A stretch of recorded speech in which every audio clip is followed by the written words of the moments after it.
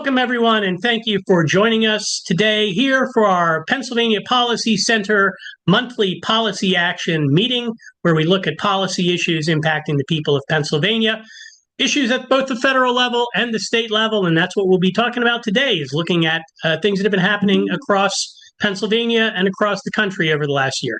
My name is Jeff Garris. I am the Outreach and Partnerships Director here at the Pennsylvania Policy Center. I'm so pleased to be hosting this meeting today. So glad for all of you joining us. We're really pleased to have with us several real champions for the people of Pennsylvania who are joining us today from the General Assembly. Our focus today is going to be on looking back at the past year. This is our final policy action Zoom meeting of the year. For those of you who have been following along, in 2025, we do a federal policy action meeting on the first Thursday of each month at 1 p.m. We did not do that this month. We're kind of combining it with this one. On the third Thursdays at 1 p.m., we look at state policy issues and politics impacting Pennsylvania. So today is a bit of a hybrid. We're bringing together both our federal and state policy concerns, and we're looking back at 2025. My guess is probably most of us found 2025 to be a pretty challenging year. And I think it was especially challenging for folks who were really trying to do their best for the people of Pennsylvania in both the General Assembly and in the Congress. And so, we want to think back and look back at some of those challenges that were faced this year. But we also want to look at some of the things where progress was made, where people stood up and pushed back, where elected officials championed the things that matter to all of us, not just to the billionaires. And we, made some strides in response to these challenges. And, we're looking ahead now to the next year. Hopefully everybody's going to have a wonderful holiday season, and we will enter 2026 in just a couple of weeks. So we want to look ahead to the upcoming year, think about what are some of the challenges, but also some of the opportunities that may present themselves to us to both impact and to advocate for policies that will benefit everyone, at both federal level and at the state level. On that note, we will get into our discussion right now. We're really pleased to have with us, as I said, two folks who really stand up for the things that matter to us, the values and principles that I think most of us in this room, and I think most of us across Pennsylvania, would subscribe to. We're really pleased to have with us today from southwestern Pennsylvania, from Allegheny County, State Senator Lindsey Williams. She is the chair for the Democrats of the Senate Education Committee.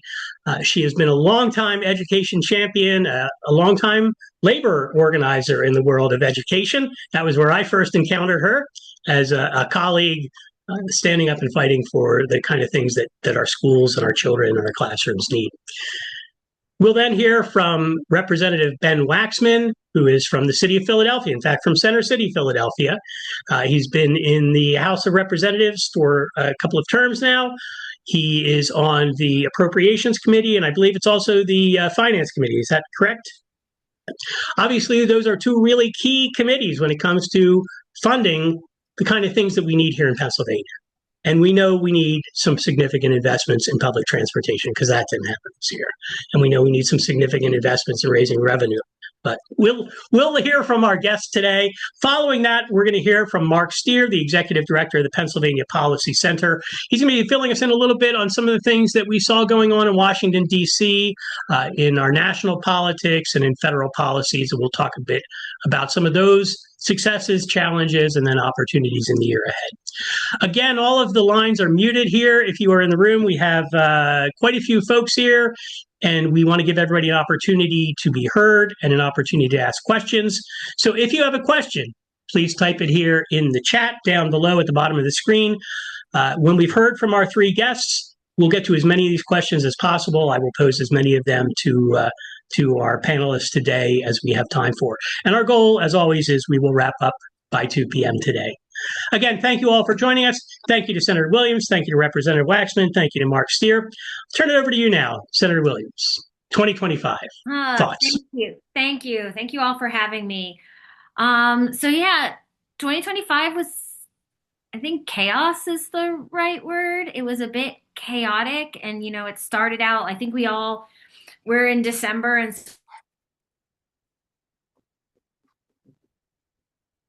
of the year started with Elon Musk and Doge like wreaking havoc on things and just breaking things to break them. And, I came in 2018 under a first Donald Trump presidency. And I will tell you, it is markedly different than now than it was then. You could still get questions answered, things were still kind of functioning because that bureaucratic system was still kind of there.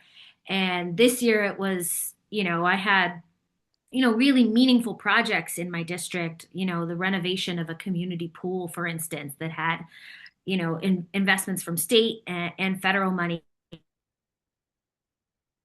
Casey's office, and it's like $500,000, and it just evaporated, and it took us 6 months to figure it out. And when you're on a construction project for a small nonprofit, like that is a big deal. So things like that really just broke. You had data breaches, you had dismantling of the Department of Education, we had closing of the civil rights office in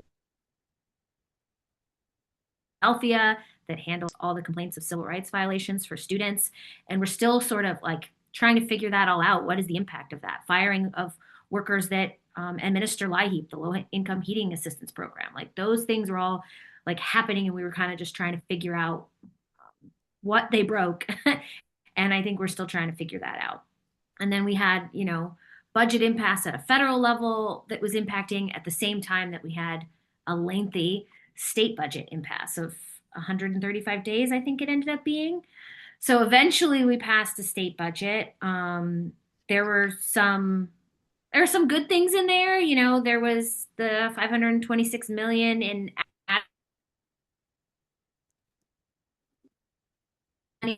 that's a remedy to the court decision that says we inequitably underfund our schools and unconstitutionally underfund them. There's a $25 million first time investment in childcare recruitment and retention. That was a bill that I had with Senator Schwenk. Very excited about that. That made it into the governor's budget address. And, I'm looking forward to building on that in 2026. There's a little preview of my 2026 stuff. $5 million increase in the public library subsidy. Increase to the library services for visually impaired and disabled that they haven't had in, 10 or 12 years. Investments in our direct care workers, food service purchase programs, local water and sewer. Just some really tough. There was also some stuff that didn't make it in that I think we're going to be looking at. One thing that made it in that I wish it didn't is always additional voucher money, the EITC and OSTC. We increased spending in those voucher programs, which I'm always keeping an eye on. But we didn't do anything on transit. We did a shift from cap dollars to operation dollars, but we need both in our public transit systems across the Commonwealth. And those transfers were only available for Pittsburgh and for SEPTA and for Pittsburgh. And that means that our other transit agencies across the Commonwealth, Luzerne County, Lackawanna County, everywhere, they got no transit funding money. So that is something that I am very much paying attention to.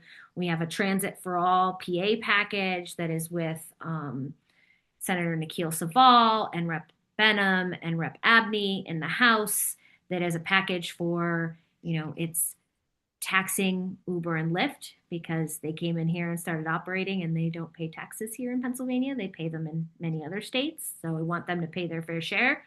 And then raising the taxes on rental cars and leases to help pay into the transit fund to really imagine what our transit can be. So those are some of the looking back. What else looking forward? I'm, just how can we fill in some of the blanks that happen with the federal government? I'm working on some legislation to create a statewide Office of Civil Rights that would help enforce federal civil rights legislation that is not being enforced at the federal level. Excited to work on that next year. That would be landmark legislation for Pennsylvania.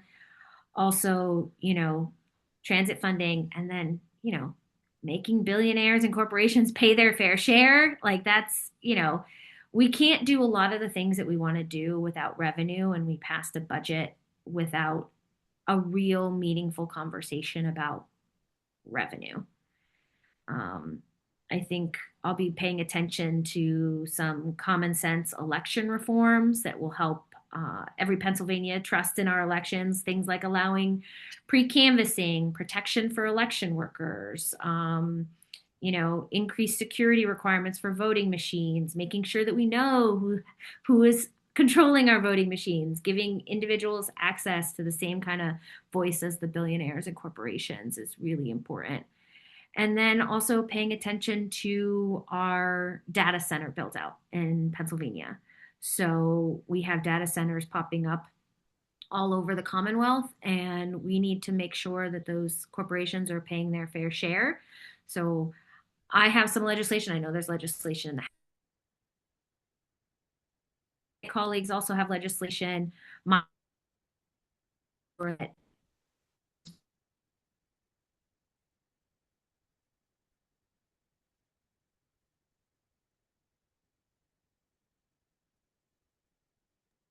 I think we may be having a technical issue.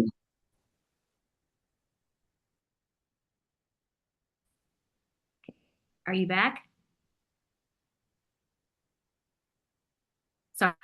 Yes, we can hear you now. Yes, go ahead. Okay. Those are some of the things and I look forward to working with you all and answering questions. Better broadband. I see that in the chat. Absolutely. And I'll turn. All right. Well, thank you so much, Senator Williams. And apologies for the shaky connection here that we have right now. I'm going to go right now over to Representative Waxman, and we'll come back to you as well, Senator Williams, with questions. And if there are any things you want to add, we'll be happy to do that then too. Representative Waxman is from the city of Philadelphia.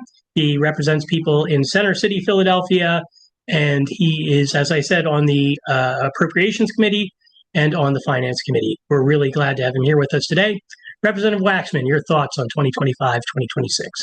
Yeah, thank you so much for that introduction, Jeff. It's great to be here with everybody. I thought that Senator Williams really did an outstanding job in kind of laying out a lot of the policy issues that are before us. I mean, I still think that the education and the funding of our basic public education, our requirement to meet that requirement, and that was part of that court case, still is work that is, ongoing, is unmet, promise. And so obviously the other piece is mass transit. And while Philadelphia and Allegheny County have been given some level of a reprieve for the time being, other mass transit agencies around the state, and there's mass transit in every single county in Pennsylvania, are now facing, catastrophic cuts that we were talking about in the major urban areas. So, it's been a very, very, very difficult year.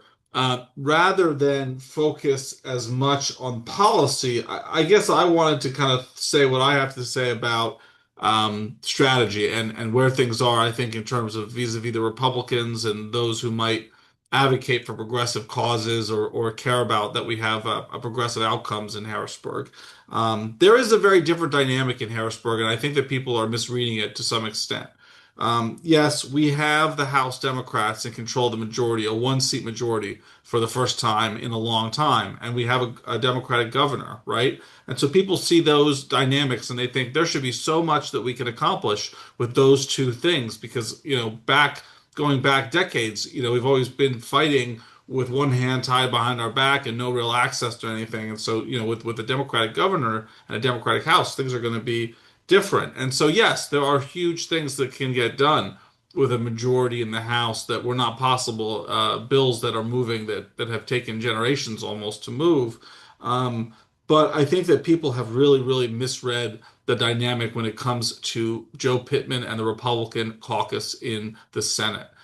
There is just not the partner willing to compromise on the other side of the building that people would like to imagine that there is. And that is for a number of reasons, but the biggest one is they have about 20 members, maybe even more than 20 members, who just, are so far to the right that they don't want to do anything. They don't want to do anything that involves government. They don't want to do anything that involves increasing any kind of spending on any kind of programs, even things in their own districts. And so, though that group of senators really, you cannot estimate their ability to stand in the way and to block things, and that dynamic of having those conservative or far right senators is so different than what people remember, even going back a few leadership. I mean, I remember when Scott Wagner was considered the far right radical, and now he is just the very mainstream, even more moderate wing of the caucus. I mean, it is crazy what has happened just in a few short years. And so,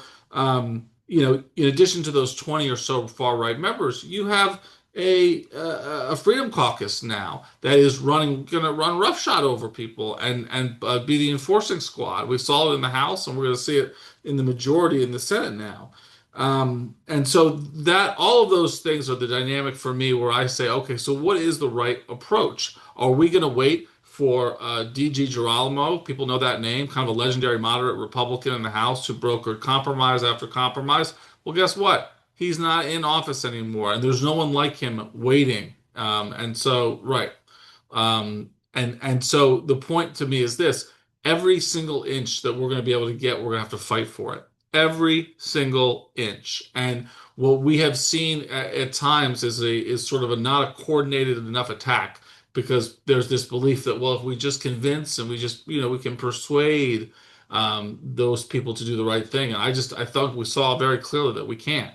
And so that to me is where the lesson that we have to learn from 2025 is that we are not in some kind of kumbaya, let's all work together moment where we're going to find something, where we're going to find something that we all find the middle ground on. It is going to be fight, fight, fight.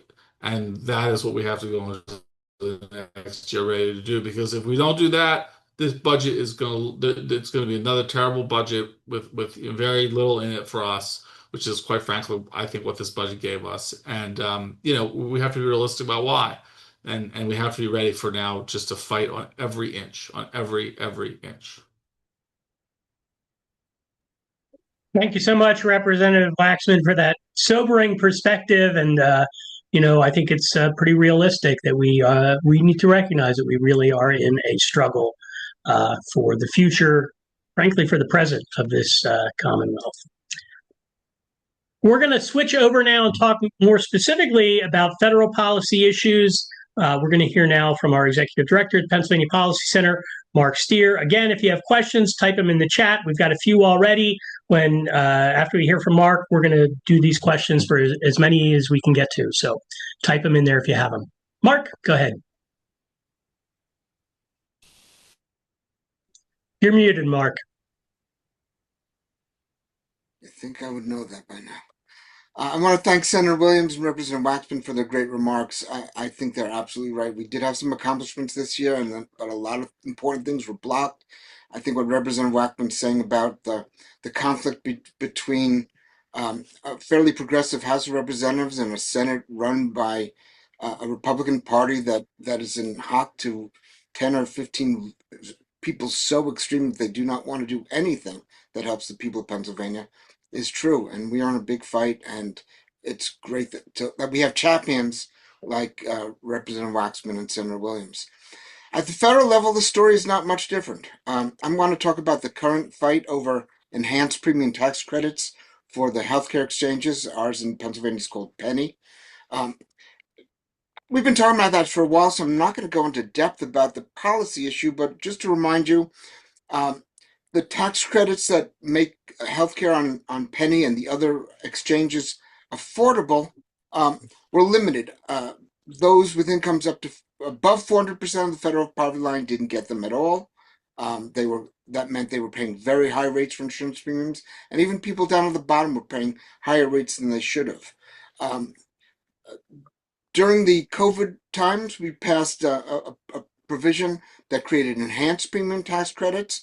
It removed the 400% cutoff, and it capped the amount of anyone would pay for health insurance at 8.5% of their adjusted gross income. And it made health insurance free for people from about 138 to about 165 or 175% of the federal poverty line. That was a great thing. We saw a dramatic increase in the number of people signed up for health insurance under Penny and a further drop in the number of uninsured people in Pennsylvania, all of which was wonderful. Those enhanced premium tax credits expire at the end of this month.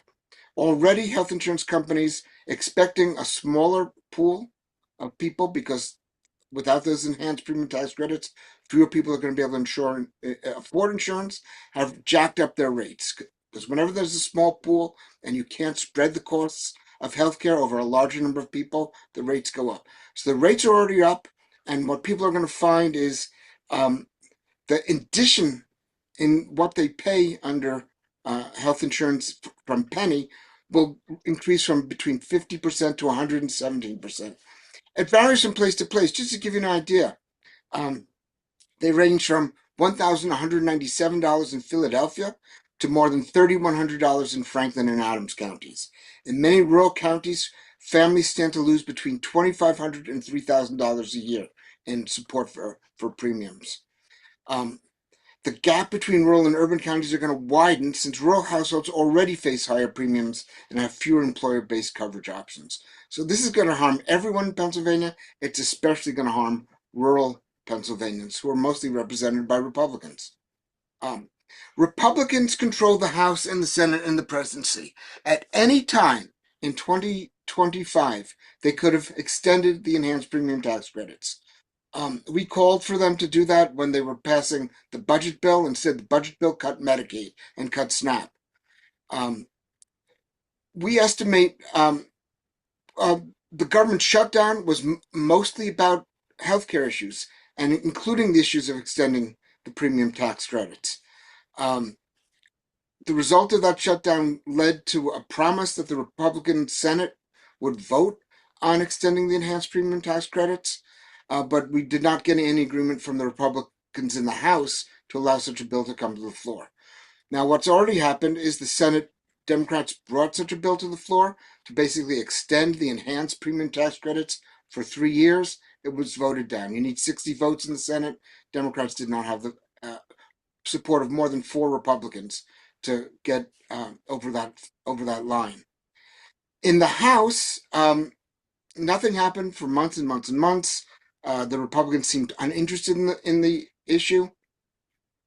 Then, after the government reopened, Hakeem Jeffries, the House Minority Leader, put forward a discharge petition. Discharge petition is a way for the majority of the House to bring something to the floor, even if the majority party, which controls the House floor most of the time, would not allow it. So he put forward a discharge petition to bring a bill that would extend enhanced premium tax credits for 3 years. It was a clean extension. That we were stuck at 214 signatories to the petition. You need 218, a majority of the House, in order to make that discharge petition effective. Meanwhile, the Republicans recognizing that the public is really enraged about this, that there's tremendous support for extending the enhanced premium tax credits, that people are really, really concerned about affordability, and that includes affordability for healthcare. Republicans start coming up with one idea after another to take a small step to extend the premium tax credits. Often they combine these with really obnoxious things like making health insurance more costly for people at the bottom of the income scale, or adding back the cliff so that people at the top would lose those enhanced tax credits, even though they're relatively small for them. Some of those proposals were just Republican proposals. Some were bipartisan proposals. None of them got anywhere. And so finally, 2 days ago, 4 members of the Republican Party in the House signed on to Hakeem Jeffries' discharge petition. 3 of them were from Pennsylvania, and I'll explain why in just a minute. Fitzpatrick from Congressional District 1, Bresnan from Congressional District 8, and McKenzie from Congressional District 7. And then one was Representative Lawler from New York's 22nd District, if I remember the number correctly. Why are they doing this? I'll tell you why. It's because people like you in those congressional districts have been holding those members of Congress accountable for months for their failure to do what they should have done, for their failure to vote for some vote against the One Big Beautiful Bill Act, although Fitzpatrick finally did vote against it after voting for it 3 times, for that kind of work that citizen activists have been doing in these 3 Pennsylvania districts and also in the New York 22nd has been so dramatic and has been so powerful and has gotten these representatives so scared that they took a stand against their own leadership and did something almost unprecedented. They signed on to a Democratic discharge petition. But here's the problem. The discharge petition means that a bill to extend the enhanced premium tax credits, a clean extension of them, will come to the floor at some point. It may not happen until January, however, and we are going to be past the deadline for people to sign up. We're going to have to modify that bill so that we can extend the sign-on period, and people will have to rethink about whether they can afford insurance if, in fact, this bill passes. Of course, it doesn't just have to pass the House; it has to go back to the Senate and pass the Senate as well. And at this point, I think we have to admit that we are very far away from having the votes we need to pass in the Senate.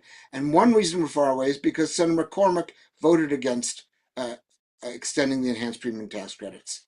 So this is a really fundamental issue that divides our parties, divides liberals and conservatives, and in which the majority of the public stand with us. They understand the affordability problem of healthcare. They understand why we don't want what we estimate will be 250,000 Pennsylvanians who cannot afford to have health insurance under Penny, given how much more expensive it's going to be. And we're talking about 4 million people nationwide. Actually, probably a little bit more than that. It's a huge problem. And I'm very grateful for our Democratic leadership in the House and the Senate in Washington for keeping this issue alive. I'm really grateful for all the activists who've been focusing on it. We have a chance to win. I think the longer we go and the more people see how expensive their health insurance can be and how many of them have to get off Penny or the exchanges in other states, the more pressure will come on both the House and Senate. So do not give up. Keep fighting. As Ben said, we're in a big fight with the other side, and we cannot let down our efforts. I don't know whether we'll be successful or not, but I'll take 2 things. Number 1, if the people had their way, we will be successful. And number 2, if they do not extend these enhanced premium tax credits, if health insurance goes up by 80 to 120% in Pennsylvania and around the country, the Republicans are going to pay a price for this. So let me stop there and see if there are any questions for me or Representative Waxman or Senator Williams. And then I'm going to come back right when we have about 5 minutes to go, just to say one last thing to all of you. Great. Thank you so much, Mark. Again, thank you to our guests, Senator Williams and Representative Waxman. We're going to go first to a question here. I would say this is maybe directed more for you, Senator Williams. You did mention the data centers. Jennifer is asking, does the Pennsylvania Environmental Rights Amendment, Article 1, Section 27, protect our communities at all? Lackawanna County is a less wealthy county, and people are coming for us lately. I mean, it should protect. Problem is with, many of these, the development of data centers is happening faster than both local municipalities are updating, if they may not have updated their zoning laws to set the rules for data center construction in their district. And also the other piece is our Public Utility Commission is right now has the proposed model tariff, which is something that would govern how they approve and work with data centers. Things like community benefits agreements, for instance, what that data center would have to do to protect your local community. We're still playing like catch up on, and you see that in the fact that the Public Utility Commission is just now doing their model rules for data centers. The comment period for that, if anybody is interested, is I believe the 22nd or 23rd. My office is going to be submitting public comments on that. So I think there our legislators looking at all different pieces of the data center build out. They're looking at environmental impacts, they're looking at economic impacts, they're looking at consumers and how that's affecting consumers and the build out. So we have some work to do to make sure that when these are built, that they take care of people. I know the local one in my district in Springdale, there's been a lot of questions about the water use and the noise and things like that. And then we want to make sure that they have community benefits agreements that take care of the community in the long term. Thanks so much for that question, and thank you for your answer, Senator Williams. There seems to be a little bit of a follow-up from another one of the folks in the room. Jennifer says, I'm a township supervisor. How do I protect my township from data centers with a memo or an ordinance? How can I keep us safe? Good question. I don't have the details of this, but I would look at your zoning code. Make sure your zoning code has been updated. I know some of my municipalities haven't updated them in 20, 30 years, and they're not properly zoned. They don't have updated things on noise and setbacks and all those. So take a look at your zoning code, talk to your solicitor. There are things you can do to make sure that you protect yourself. Otherwise, you're going to be in a situation where where you're dealing with exclusionary zoning. Thanks so much for that helpful answer. I also want to note too, Senator Williams, that our friend Shirley at Children First says here in the chat, thank you for being a champion for public education as minority chair of the Education Committee. And I want to give a big second. I think a lot of folks in this room feel the same way. So thank you very much for that. A couple more questions related to state policy and politics, and maybe we'll get Representative Waxman jumping in on one of these. One set of questions here is from Jane, who's asking, is there a plan to include increases for mental health based funding in 2026? This funding is used for supporting housing and crisis services. There has been flat funding for over a decade with no cost of living increase.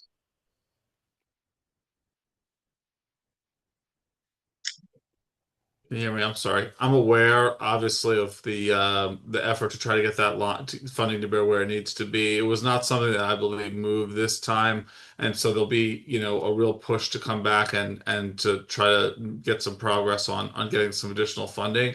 The thing that is so difficult about all of this is that the funding is available. I mean, Pennsylvania is not a broke state. Not by any means. And first and foremost, you see it, people talk about the rainy day fund a lot. And the rainy day fund is healthy and certainly there's money there that could be used for mental health or for some of these other lines. And so the money is there, but not only in the rainy day fund, but the money is also there in terms of just the tax revenues that are coming in. Pennsylvania has not yet seen the signs of sort of the Trump recession that people thought was coming pretty imminently as due to the tariffs and instability in the international economy. But that's not really showing up yet, at least in the tax revenue that I see. And so the point I'm trying to make here is there is money for these line items. There's money for mental health and other areas, but there's funds to go around. You have again a partner in the Senate that is obsessed with a spend number, just to the point of not allowing for any kind of increases just for the sake of it. And that to me is where we are and what is got to be confronted. And unless we confront that, we're not going to make any progress on any of these issues, I don't think. Thank you so much, Representative Waxman. And thank you also for the question from our audience. A few other questions here we've got. Nancy asks, is there any opportunity to pass campaign finance ethic bills in the PA legislature? Obviously, money in politics affects all of our public policies. Let any of our guests chime in on that. I mean, I hope so. I guess I continue to remain, optimistic. There are at least two gift ban bills, 2 or 3 gift ban bills in the Senate. One's Democratic prime sponsored. One is Republican prime sponsored. I'm thinking about some bills on, exploring like some other ideas to get money out of politics, but there is some bipartisan agreement there that we need to do something. It's just can we actually prioritize it and run it is the thing. I mean, I'm hopeful, but it's an uphill battle in the Senate. Thoughts on the House side of it, Representative Waxman? Well, I mean, I just want to agree so much with Senator Williams about the need for reform. I mean, you see it every day, and it is just the corrupting influence of big money that just, it permeates everything in our whole society, just like it permeates Harrisburg. And just that the decisions are being made by just a very, very small group of people who have a tremendous amount of wealth and influence. I don't think that's a surprise to anybody on this call. So that becomes a very, very difficult environment. But one thing that people can do is, there is some self-defense available to voters, which is we do have to file ethics forms every year. So you can find out, if your individual lawmaker is taking gifts, if they are going on a lot of fancy trips. I mean, that stuff is available to the public, and we have to file those reports annually, and people should be looking at them, and they should be asking questions. I mean, there are some lawmakers who, they have basically, being a legislator is like a part-time thing for them because they have other jobs. I'm not exactly sure how that's supposed to work. So, people need to be aware of these things, need to be aware of that way they can find out that information because it is available to you right now. And you can ask questions about, what your lawmaker is doing vis-a-vis all that. Thanks so much for that great question, and thank you to Representative Waxman and Senator Williams for responding to that.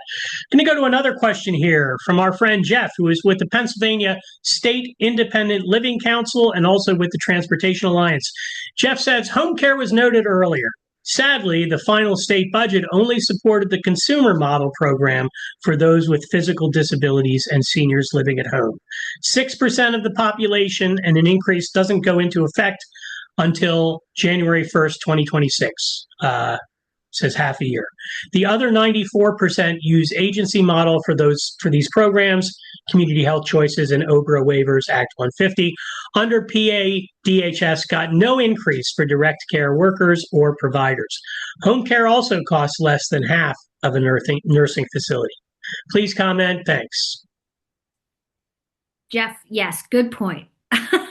Yes, and I absolutely, I know the increase to direct care workers across the board has been on my priority list for the budget for the last couple cycles, and I continue to see that as a priority. I get a lot of calls from constituents looking for a spot to get into a program. They're looking for their waiver, and part of it is, they don't, many of these agencies just can't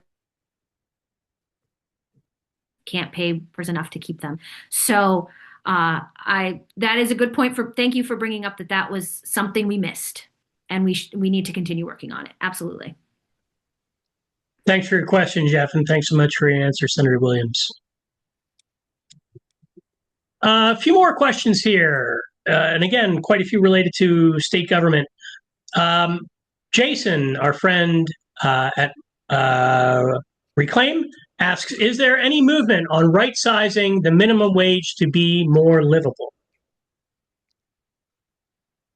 For folks who are not aware, the last time the General Assembly raised the minimum wage was in 2006. Yeah. And they raised it to $7.15.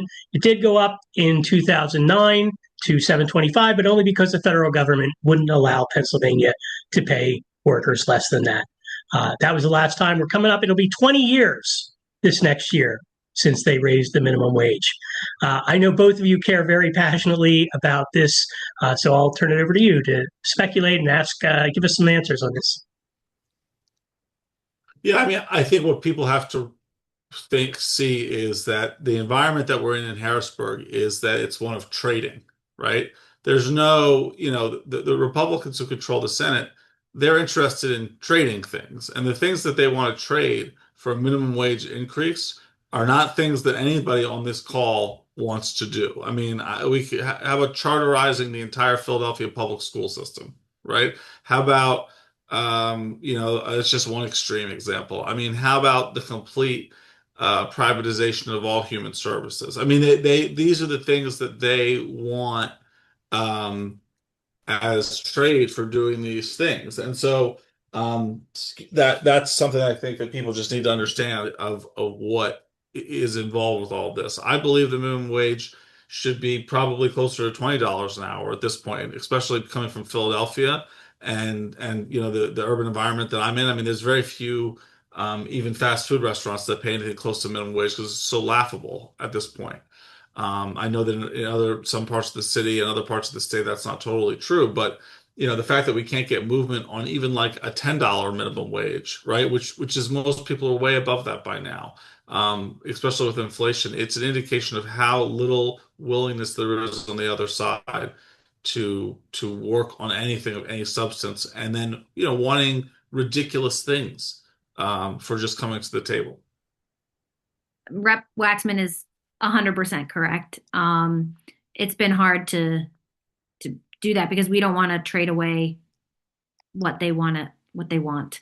I will say there was a little bit of energy, and then it kind of fizzled out, but there was a little bit of energy on even if we couldn't get the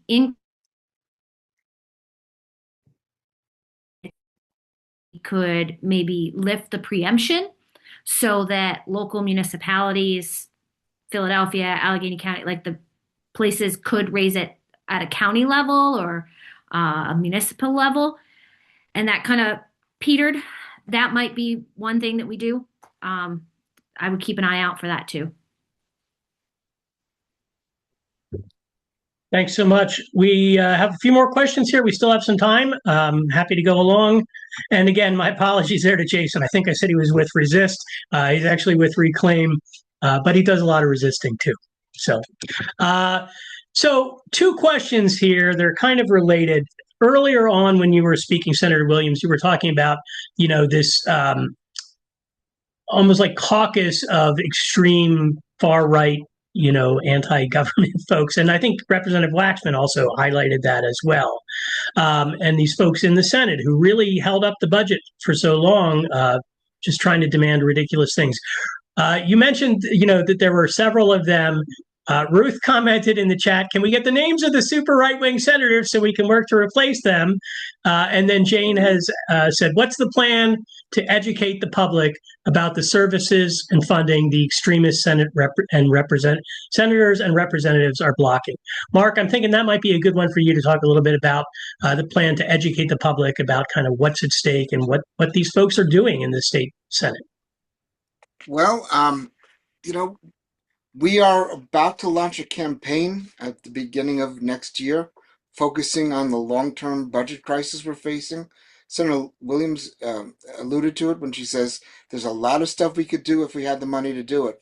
And while we still have $7 billion in the bank at the rate we are spending more each year than we bring in, that money is going to go away pretty fast.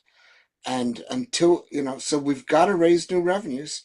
We've got to show the public that we can raise new revenues from the richest people in the state and from multinational corporations that don't pay anything to our state, that would generate the funds to close our current year deficit and to do a lot more good for the people of the state. And we got to explain to them how raising that money will help us deal with the affordability of childcare and healthcare and housing.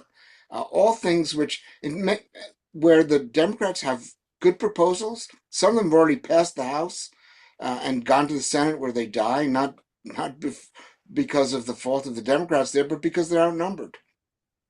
So, at some point, in order for that legislation to pass, in order to raise revenues, to do all the good things we need in the state, we're going to have to either convince Republicans in the Senate that they are not doing a really good job representing their constituents, who are all suffering. As I've mentioned before, rural areas are suffering from housing and healthcare and childcare problems as much as urban and suburban areas.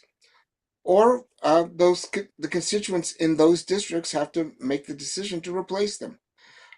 We are a C3 organization. I can't tell you tell those voters what to do here, but I can certainly make the observation that as Senator Williams said, as Representative Waxman said, as anyone who pays attention to Harrisburg knows, the Senate Republican caucus is the place where good things go to die. And we need to overcome that.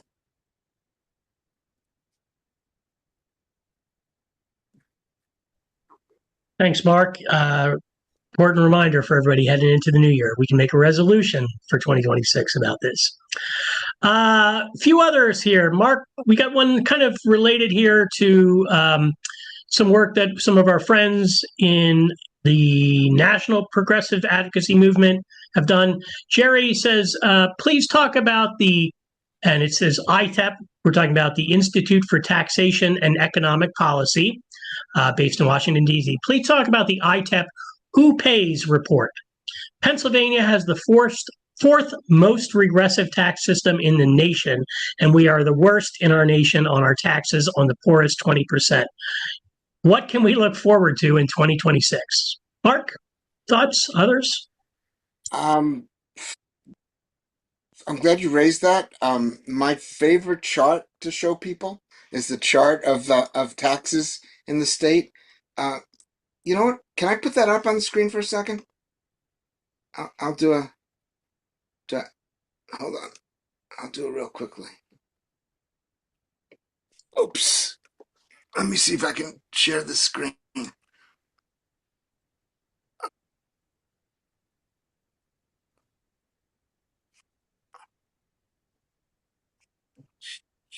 Yeah, there we go. See that?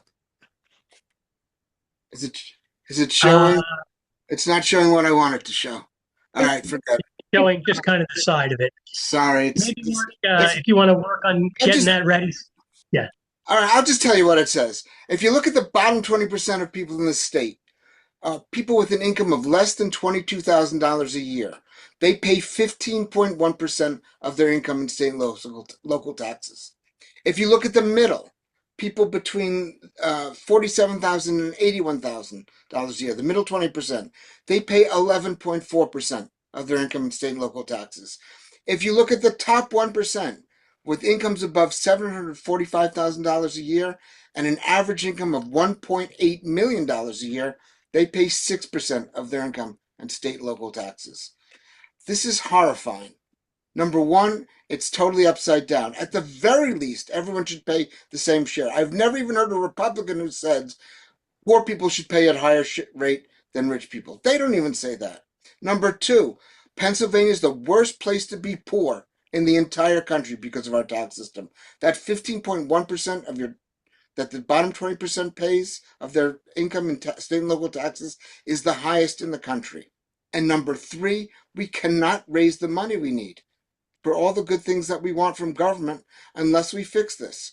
I've told this line like 700 times already in my career. I'm going to do it at 701st.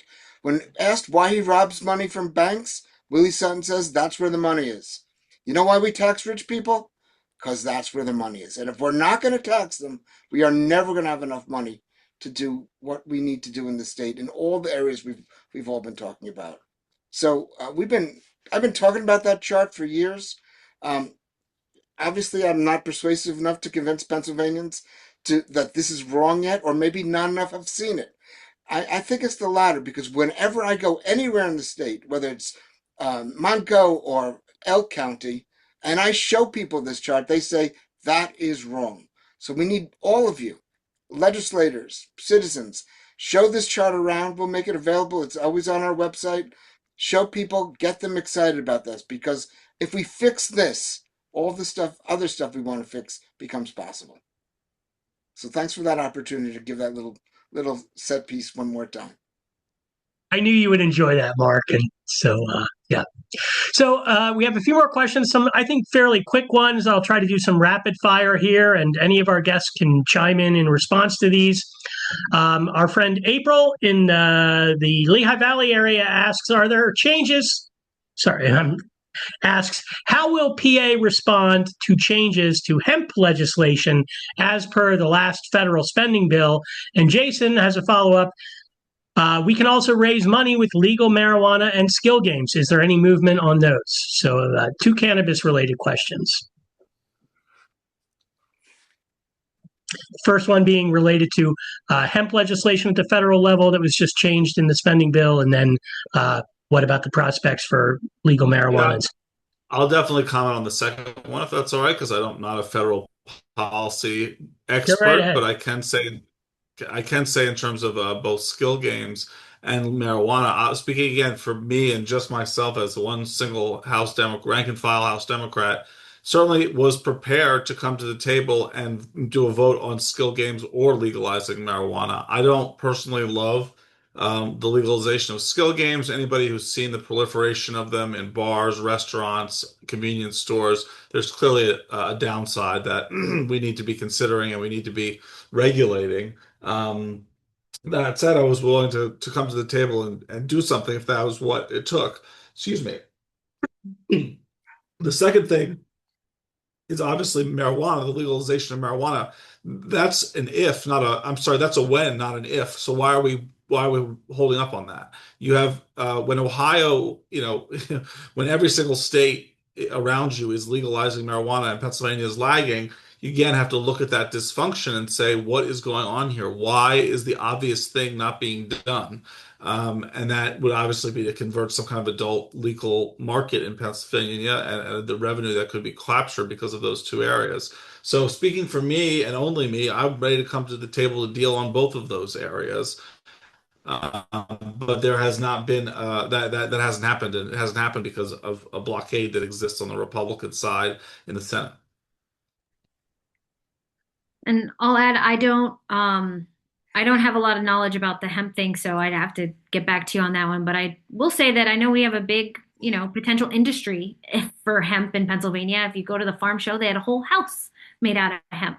So, interested to see what that's about. And I thought that we might get somewhere on the skills games in the Senate, and it sort of fell apart at the last minute. From what I understand, part of the problem is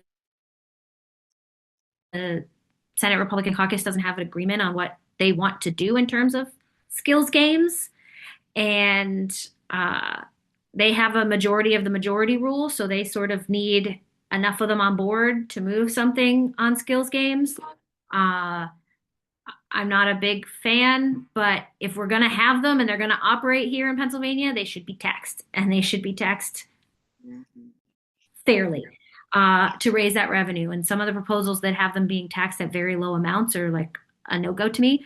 But also, if we're going to do that, we need to do public transit funding and roads and bridges funding at the same time. Like we can't give that and not get the things that matter to our caucus, investing in roads and bridges, investing in our public transit. So though I think if we move them, you'll see them sort of move kind of all together. That's my crystal ball, I guess. Thank you. Well, time will tell. And speaking of time, we are getting to the end of our hour here. Unfortunately, we're not going to be able to get to all of the questions. I'm going to put one last one out here really quickly if we can get a quick response from our guests. And then we do want to hear a little bit from Mark before we wrap up. So Rachel asks, is there some bipartisan support for the PA Family Care Act? Any sense what's needed? Oh, she says there is some bipartisan support for the PA Family Care Act. I knew that. That's why I was wondering why I was asking it as a question. There is bipartisan support. Any sense what's needed to push it over the finish line and get it passed?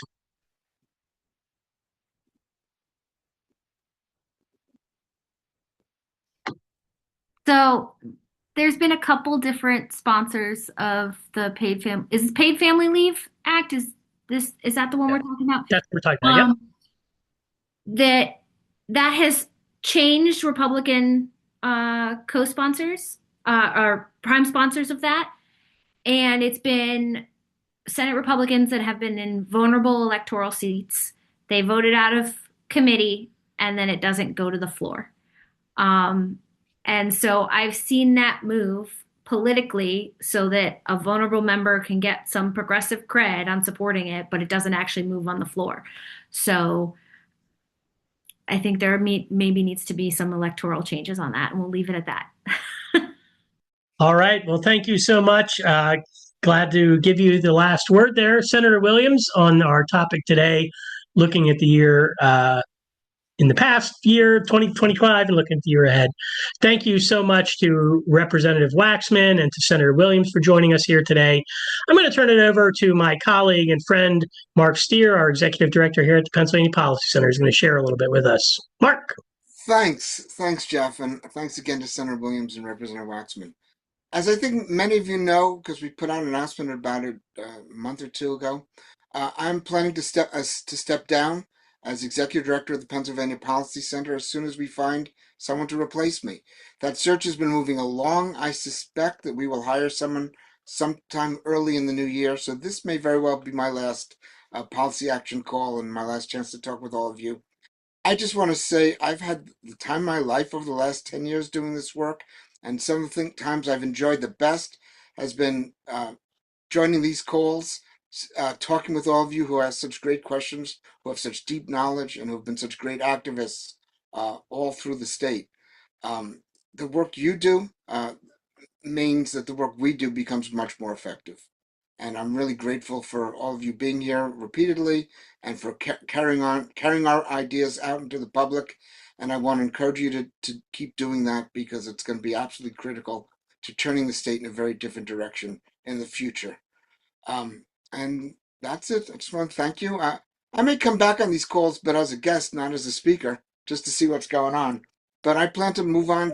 Your line, if you do. I have a couple of books I want to write.